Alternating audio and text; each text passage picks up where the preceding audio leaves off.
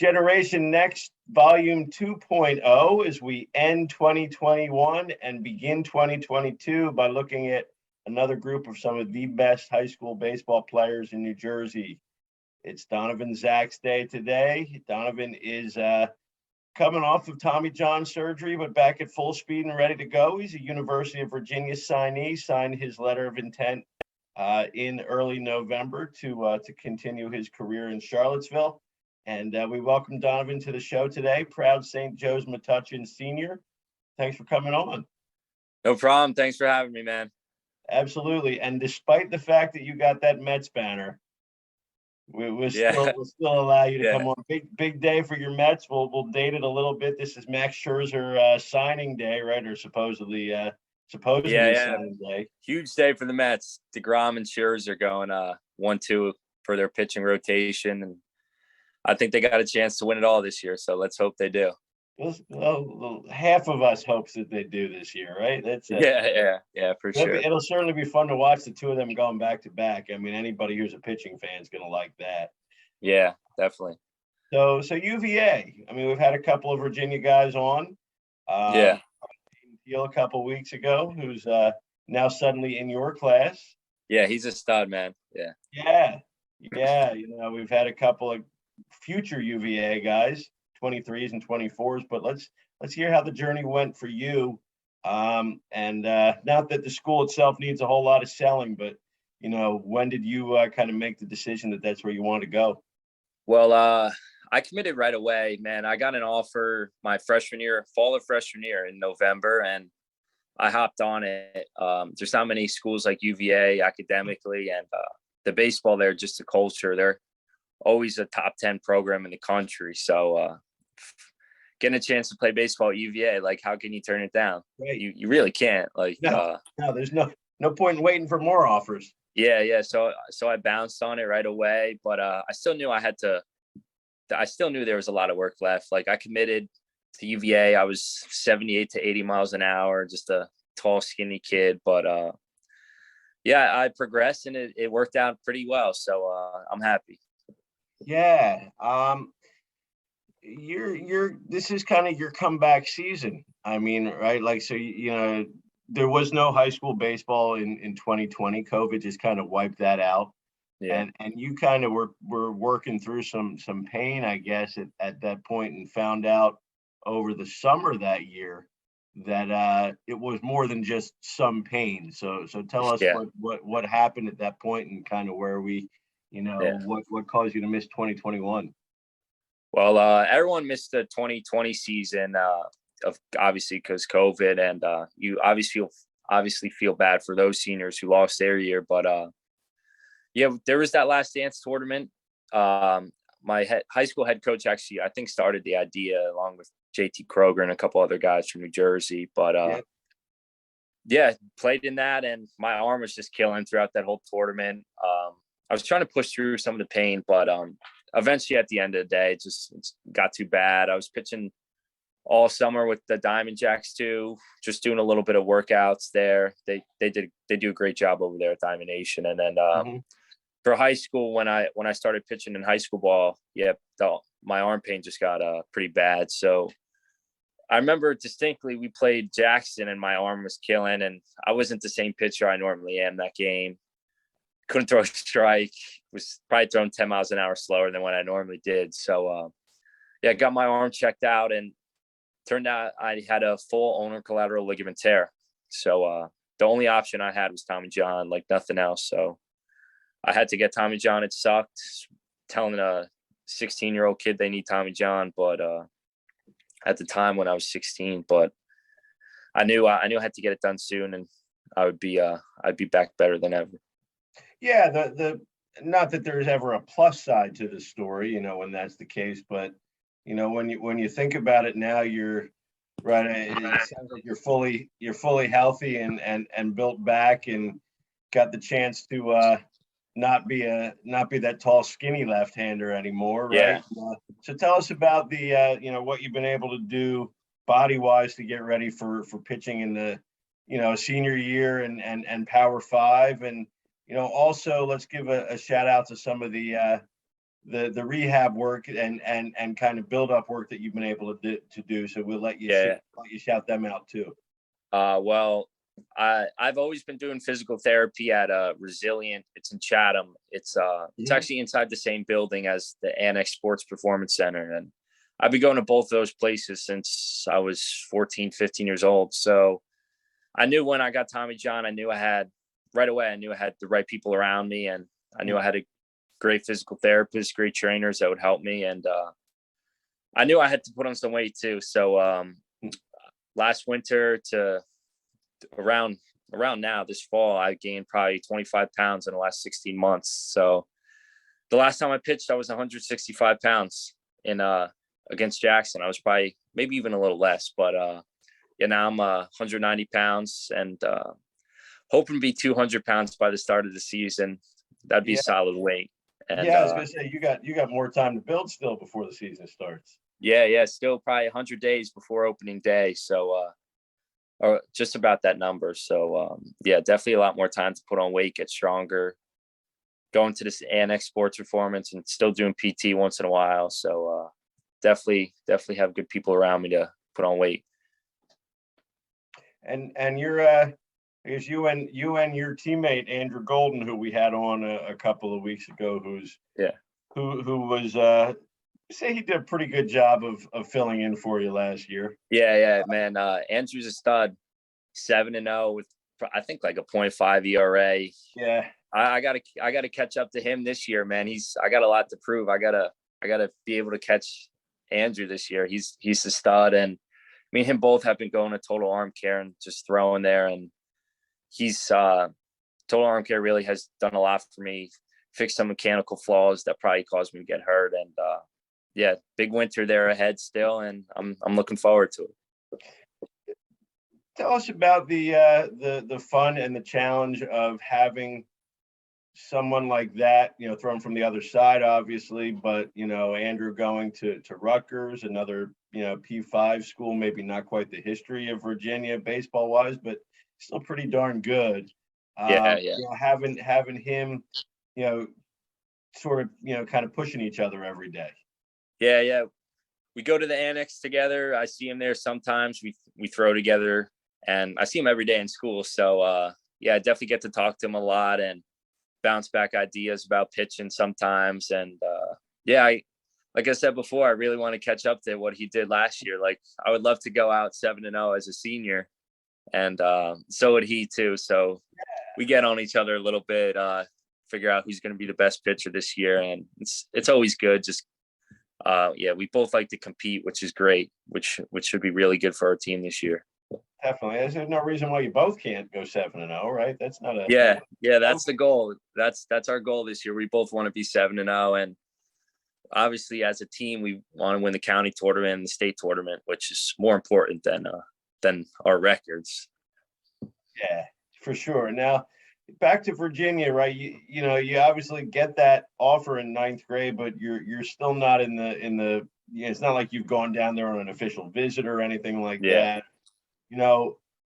When obviously it's an incredible school and it's incredible kind of a blowaway thing to have at that point, but what was your first experience like actually being down on campus, really, even because then COVID kind of made things a little strange. When I went to go on. I was gonna say, what was your first experience down there, and when did you kind of fall in love with the campus? It's a great place. Well, before I committed, I went to a camp there, and there was like probably 200 kids at the camp, and I had no idea that I would eventually get offered from Virginia, so I just went to the camp, and I pitched pretty well.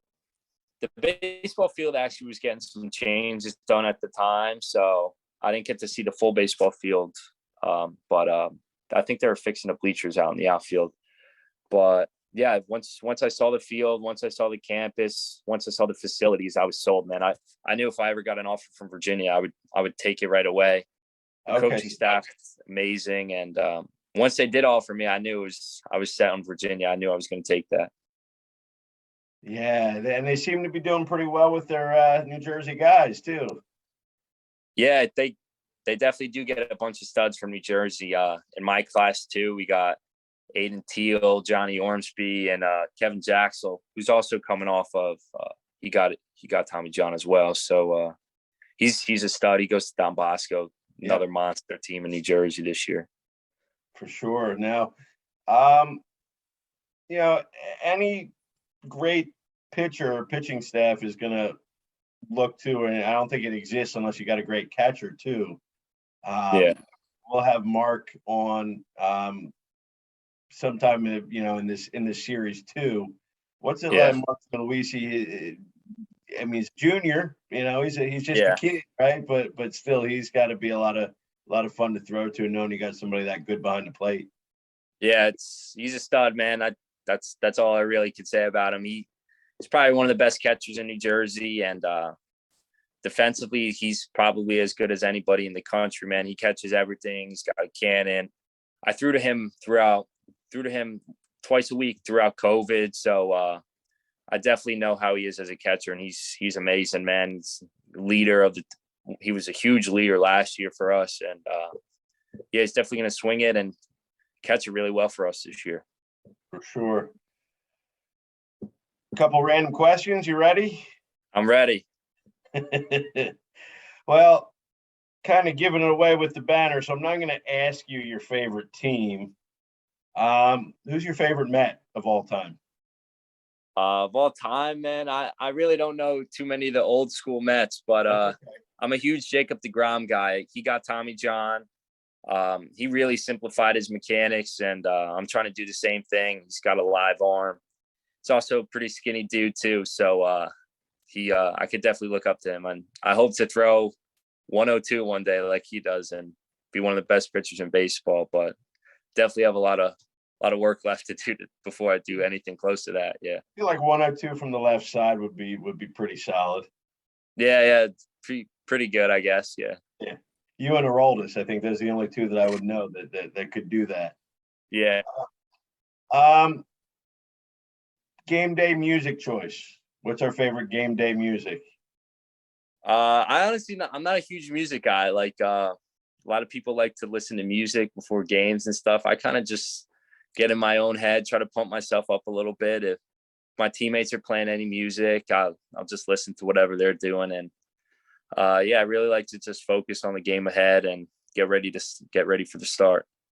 So now, are you on bump days, are you a stay away from me, let me do my thing kind of pitcher? No, I'm not that type of guy. I'm always having fun. I'm always laughing, and I'm definitely serious when I'm pitching. I love to compete, like when I'm on the mound, but once I get off the mound in the dugout, I screw around a little too much sometimes. But the PO life is kind of tough too, right? Yeah. Pitcher only, got nothing to do in the dugout, gets pretty boring.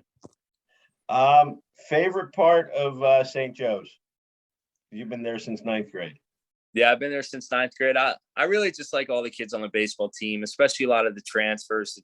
It's really good to see everybody getting close to each other. We all sit together at lunch. We talk to each other all the time.